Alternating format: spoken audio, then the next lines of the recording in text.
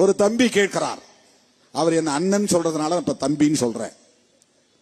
ஒரு தம்பி சொல்கிறார், பெரியாரையும் அம்பேத்கரையும் ஒரே நேர்கோட்டில் வைக்க முடியுமா? நீ பெரியார் புராணம் பாடுகிறாய், அதனால் நான் பெரிய புராணம் பாடுவேன். பிராமண கடப்பாரை கொண்டு திராவிட கோட்டையை இடிப்பேன். அந்த தம்பிக்கு நான் சொல்லுகிறேன், நீங்கள் வெளிப்படையாக வந்து விட்டீர்கள். பூனைக்குட்டி வெளியே வந்து விட்டது. இவ்வளவு காலம் நாங்கள் நம்பிக்கொண்டிருந்தோம் நீங்கள் தமிழ் தேசியம் தான் பேசுகிறீர்கள் என்று. இப்போதுதான் தெரிகிறது நீங்கள் இந்து தேசியம் தான் பேசுகிறீர்கள் என்று. நீங்கள் இந்து தேசியம் கூட பேசவில்லை, பிராமண தேசியம் பேசுகிறீர்கள், கோல்வாக்கர் தேசியம் பேசுகிறீர்கள். எவ்வளவு பெரிய ஒரு ஏமாற்று நடவடிக்கை இது. எது தமிழ் தேசியம்?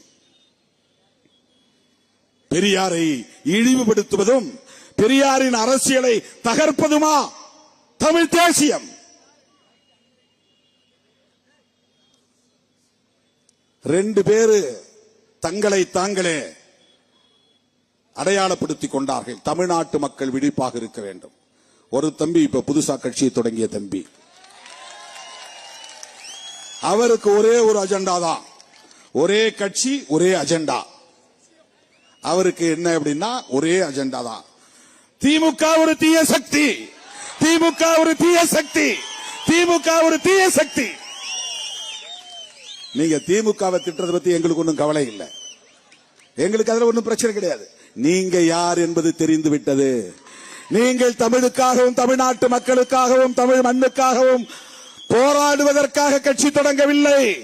திமுகவை வீழ்த்த நினைக்கிற RSSக்காக நீங்கள் கட்சி தொடங்கி இருக்கிறீர்கள். அது அவங்க அஜெண்டா. திமுக தன்னை தற்காத்துக் கொள்ள போராடும், அது வேறு.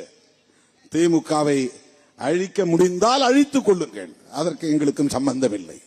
நாங்கள் ஒருபோதும் அதற்காக வாதாட வரமாட்டோம். எங்களுக்கு அதில் பிரச்சனை கிடையாது.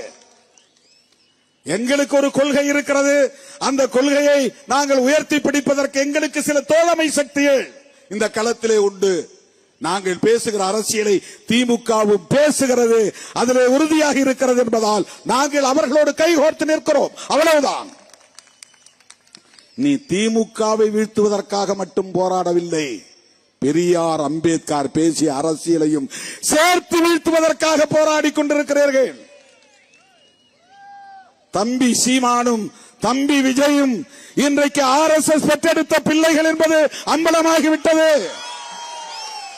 பாஜகவின் பிள்ளைகள் என்பது அம்பலமாகிவிட்டது. பிரபாகரன் பெயரை சொல்லி தமிழ்நாட்டு மக்களை ஏமாற்றி விடலாம் என்று கணக்கு போட வேண்டாம், சொல்ல கடமைப்பட்டிருக்கிறோம். திகாரர்கள் பேசாமல் இருக்கலாம், திமுக காரர்கள் வாய்மூடி மௌனித்து இருக்கலாம். திருமாவளவனால் அப்படி இருக்க முடியாது. திமுகவும் திகாவும் அமைதியாக இருக்கலாம், அதற்கு பல காரணங்கள் இருக்கலாம்.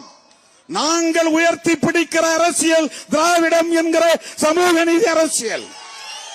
அது திமுகவுக்கு சொந்தமானது அல்ல, அது திராவிடர் கழகத்திற்கு மட்டும் சொந்தமானதல்ல. எனது பாட்டன் அயோத்திதாச பண்டிதர் முன்மொழிந்த அரசியல், ஆரியத்திற்கு எதிரான அரசியல், பார்ப்பனியத்திற்கு எதிரான அரசியல், புரட்சியாளர் அம்பேத்கர் உயர்த்தி பிடித்த அரசியல். என்ன கத்தி பேசிவிட்டால் அது நியாயமாகி விடுமா? உறக்க பேசிவிட்டால் நியாயமாகி விடுமா? தமிழ் தேசிய கடப்பாரை கொண்டு திமுக கோட்டையை இடிப்போம் என்று சொன்னால் கூட அதில் ஒரு பொருள் இருக்கிறது. அல்லது தமிழ் தேசிய கடப்பாரை கொண்டு திராவிட தேசியத்தை இடிப்போம் என்று சொன்னாலும் அதில் ஒரு பொருள் இருக்கிறது. நீ பிராமண கடப்பாறையை கொண்டு இடிப்போம் என்றால் நீ யாருடைய கையால், யாருடைய கையால், எப்படி இதையெல்லாம் நாங்கள் வேடிக்கை பார்க்க முடியும்? தமிழ்நாட்டு மக்களை ஏமாற்றி விடலாம் என்று கணக்கு போடுகிறீர்களா? நாங்கள் கூட திமுகவை விமர்சித்தவர்கள் தான். 1990களின் தொடக்கத்தில் திருமாவளவன் பேசிய பேச்சை எடுத்து பாருங்கள். பனைகள் பூங்கா அருகே நான் பேசிய பேச்சை கேட்டுவிட்டு அன்றைய திராவிட முன்னேற்ற கழக தலைவர் கலைஞர் கருணாநிதி அவர்கள் முரசொலியிலே எழுதினார். என்னை கிண்டல் அடித்து நக்கலடித்து புதிய மகாத்மா என்று போட்டு எழுதினார். நாங்களும் பேசியிருக்கிறோம்.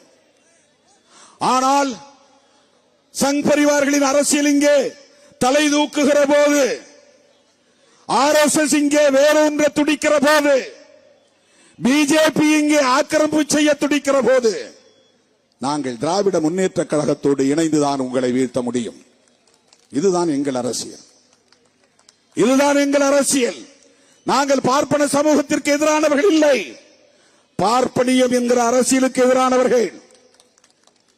இதைத்தான் வள்ளுவன் பேசினான், இதைத்தான் ஔவை பாட்டி பேசினார், இதைத்தான் மகாத்மா பூலே பேசினார், இதைத்தான் புரட்சியாளர் அம்பேத்கர் பேசினார், இதைத்தான் தந்தை பெரியார் பேசினார், அதைத்தான் திருமாவளவன் இன்றைக்கு பேசுகிறான்.